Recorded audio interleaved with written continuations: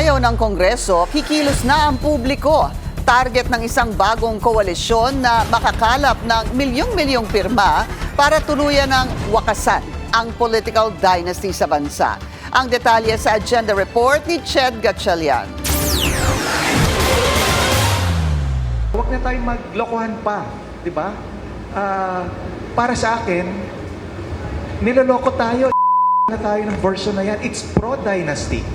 Hindi raw sapat ang mga itutulak na panukala sa Kamara at Senado para tuluyang mawala ang political dynasty sa bansa.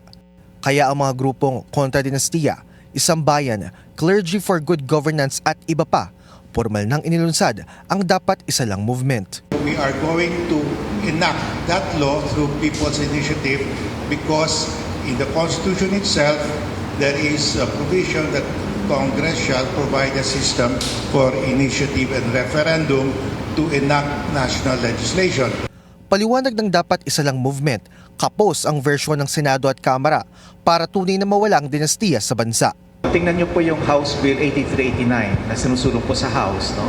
ni Speaker D and Congressman Sandro Marcos. It allows one family, one in the national, but several congressmen basta magkaiba daw na distrito, several governors basta magkaiba daw na probinsya, several mayors. They can have 10, 12, 15 mayors. Even the Senate version defines it at only 2 degrees. Pareho rin po sa level of the House. In either version, makita po natin, I think sa Senate version, only 32% po yung political dynasties na matatanggal. Para sa grupo, isa lang dapat sa bawat pamilya ang makakatakbo sa local at national elections. Hanggang 4th civil degree of consanguinity at affinity rin daw dapat ang sakop ng ban. Wala rin dapat succession o palitan ng posisyon at dapat may cooling off period ng isang term matapos maabot ang term limits.